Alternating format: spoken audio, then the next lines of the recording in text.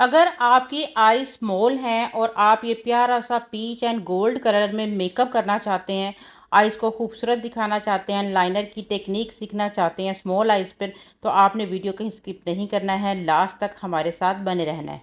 Small eyes को समझकर makeup करने से आइज़ खूबसूरत लग सकती हैं, ठीक है? और इसी मेकअप को आप मतलब बहुत बड़े-बड़े विंग बनाने से स्मॉल आइज़ पे बहुत ज़्यादा कलर्स को बाहर फैला देने से हमारी आइज़ हॉरिबल भी दिख सकती हैं। तो ये मेन चीज़ होती है, स्मॉल आइज़ पे मेकअप करने की टेक्निक्स आपको लाज़मी से आनी चाहिए। हमारे इन क्लाइंट की आईब्रोज़ भी आप देखें कि आईब्रोज़ की जैसे थ्रेडिंग हुई होती है वैसा कुछ भी नहीं है, नीट नहीं है आईब्रोज़। तो हम आईब्रोज़ क्योंकि लाइट आईब्रोज़ हैं और जब हमने बेस अप्लाई किया तो उसके बाद और भी मज़ीद ये लाइट नज़र आना शुरू होगी, तो हम थोड़ा ब्राउन कलर के साथ इसकी फिलिंग करेंगे। और जो इनका आर्च है बड़ा खूबसूरत सा, इनकी आईब्रोज़ में एक आर्च आ रहा है, उस आर्च आर्च को आपने ख़त्म नहीं होने देना, क्योंकि इससे आपकी आईज़ थोड़ी लिफ्टेड लगेंगी और खूबसूरत दिखेंगी। वैसे भी जब हम फेस के ऊपर बेस अप्लाई करते हैं तो हमारी जो आईब्रोज़ की रियल शेप होती है, कलर होता है, वो थोड़ा डल दिखाई देने लगता है क्योंकि बेस थोड़ा बहुत आईब्रोज़ पे लग जाता है, ठीक है? तो उसको आपने स्पूली की मदद से एक तो बेस को अच्छे से साफ़ करना है, उसके बाद आपने ब्राउन कलर के साथ या डार्क ब्राउन शेड के साथ जो है ना उसको इस तरह से फिल करना है। अब देखिए हमारी आईब्रोज़ की शेप कितनी ज़्यादा खूबसूरत और इन्हेंस होने लगी है। और अब हम यहाँ पर हाइलाइटर, पाउडरी हाइलाइटर आपने यूज़ करना है, ठीक है? मैं प्रोडक्ट की प्रमोशन नहीं कर रही हूँ, जस्ट आपको टेक्निक्स बता रही हूँ, इसलिए आपने जो है ना टेक्निक्स की तरफ ज़्यादा तवज्जो करनी होती है, क्योंकि कुछ लोगों की आदत होती है कि सिर्फ प्रोडक्ट्स को बाय करते ही सारी उम्र गुजर जाती है और मेन जो चीज़ होती है वो हमारी टेक्निक्स की होती है, ठीक है? आप किसी भी प्रोडक्ट के साथ जो है ना वो अच्छी टेक्निक के साथ अगर काम करोगे तो अच्छे रिजल्ट अचीव कर सकते हो। जब भी आप स्मॉल आइज़ पे काम करें तो इनर कॉर्नर जो टियर डक्ट होता है वहाँ पर लाज़मी हाइलाइटर का यूज़ करें, ठीक है? उसके बाद आइज़ को आपने हल्का सा स्ट्रेच करना है और बहुत ही लाइट, एक तो बहुत ही प्यारा सा पीची पिंक शेड है जो, उसके साथ आपने कंटूर करनी है। उसको आपने मतलब शार्प कलर्स की एजेस नहीं इसके बनाने हैं, इनको बहुत ही नीट तरीके से आपने ब्लेंड करना है, ठीक है? और फ्लफ़ी ब्रश के साथ आपने ब्लेंड करना है। जितना ज़्यादा आपका फ्लफ़ी ब्रश होगा, ठीक है, मैं बीबीए का यूज़ कर रही हूँ, उतना ही अच्छी आपकी ब्लेंडिंग होगी। बाकी ये है कि आपके हाथों की मूवमेंट भी इस तरह से होनी चाहिए कि ब्लेंडिंग आपकी बहुत अच्छे तरीके से, परफेक्ट तरीके से सामने है। जब हमने लाइट पीच कलर के साथ कलर अप्लाई कर देना है, आई को कंटूर कर देना है, तो अब आप इसके अंदर थोड़ा-सा और जो आउटर आपके कॉर्नर्स होते हैं उसको थोड़ा-थोड़ा डीप दिखाने के लिए थोड़ा डार्क ब्राउन कलर को भी ऐड कर सकते हैं, ठीक है? और स्मॉल आइज़ पे लाज़मी नीचे जो ऊपर कलर आप अप्लाई कर रहे होते हो, उसका थोड़ा-सा टच आइज़ के नीचे भी देना चाहिए। और छोटी आँख पे, आँखों के अंदर ज़्यादा अगर काजल आप अप्लाई करते हो, तो उससे आइज़ मज़ीद और छोटी दिख रही होती हैं। जितने ज़्यादा लाइट कलर आप यूज़ करोगे छोटी आइज़ के ऊपर, उतनी ही ज़्यादा आपकी आइज़ बड़ी नज़र आएँगी, ठीक है? यहाँ हम डार्क ब्राउन शेड ले रहे हैं, जिसको हम आउटर कॉर्नर पे जस्ट इस तरह से टच कर रहे हैं, ठीक है? जस्ट आपने आउटर कॉर्नर पे हल्का सा टच देना है और उसको आपने इनर जो आपने कंटूर किया उसके साथ आपने ब्लेंड करना है। इससे आपकी आईज़ जो है ना बिल्कुल एक शेप में आ जाती हैं, ठीक है? और बहुत ही ज़्यादा आपकी आईज़ जो है ना वो खूबसूरत खूबसूरत लगती हैं। बस आपने इस चीज़ का ध्यान रखना है कि जो कलर्स आपने दोनों अप्लाई किए हैं, क्योंकि इस टाइम आपने 2 शेड्स यहाँ पे अप्लाई कर लिए हुए हैं, एक पीच कलर, एक डार्क ब्राउन शेड, तो इन दोनों की ब्लेंडिंग आपने परफेक्ट तरीके से करनी है। दोनों अलग-अलग पड़े हुए कलर्स नज़र नहीं आने चाहिए। ब्रश की मदद से और थोड़ा बहुत अपनी फिंगर को भी यूज़ करें, फिंगर से ब्लेंडिंग बहुत मज़े की होती है।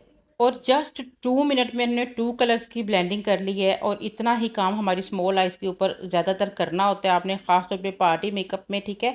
अगर आप कट क्रीज़ पे काम करना चाहते हो तो फिर इसके बाद आपको क्रीज़ बनानी होती है। लेकिन जस्ट अगर आप एक आम पार्टी मेकअप कर रहे हो तो आप इसी के अंदर ही अपनी फिंगर की मदद से कोई भी वेलवेटी शेड को फिल कर सकते हो। और जो वेलवेटी शेड आप आइज़ की लिड पे फिल कर रहे हो उसकी कॉम्बिनेशन आपकी ड्रेस के साथ होनी चाहिए, ठीक है? अगर ड्रेस में आपके गोल्डन शेड है तो गोल्डन, कॉपर है कॉपर, सिल्वर है सिल्वर, तो इस तरह से आप डिफरेंट कलर्स जो हैं या फिर आप डिफरेंट जो आपके ग्रीन ड्रेस है या कोई भी ड्रेस है उसके मुताबिक आप इसमें फिल कर सकते हो, ठीक है? सिंपल के लिए गोल्ड के शेड और सिल्वर के शेड आप आसानी से इसमें आप यूज़ कर लो, जो कि जस्ट आप फिंगर की हेल्प से आसानी से फिल कर सकते हो। और इसी काम को अगर आप ब्रश की मदद से करना चाहते हो, क्योंकि कुछ लोगों को फिंगर से अप्लाई करना नहीं आती है, वो फिंगर से जैसे-जैसे अप्लाई करते हैं प्रोडक्ट उतरता चला जाता है, उनकी फिंगर से एप्लीकेशन का मेथड जो है वो वैसे नहीं होता है जैसे एक प्रोफेशनल का होता है, तो फिर आप यहाँ ब्रश का भी यूज़ कर सकते हो। लेकिन जो वेलवेटी शेड होते हैं ना, वो या तो फिंगर की मदद से बहुत ज़्यादा इन्हेंस हो रहे होते हैं, ठीक है? या फिर थोड़ा बहुत पानी फिंगर पे लगा के, ब्रश पे लगा के उससे भी आप अप्लाई करते हो,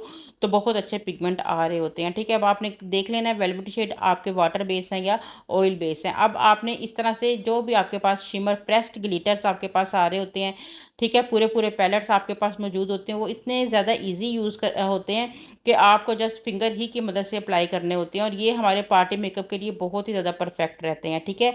आइज़ को अगर आपने बड़ा दिखाना है तो आइज़ के अंदर थोड़ा-सा व्हाइट काजल भी आप इस तरह से जो है वो फिल कर सकते हैं। जितना ज़्यादा मैंने आपको बताया कि लाइट कलर्स को आँखों के अंदर यूज़ करेंगे, उतना ही आपकी आइज़ ज़्यादा बड़ी और खूबसूरत दिखेंगी, ठीक है?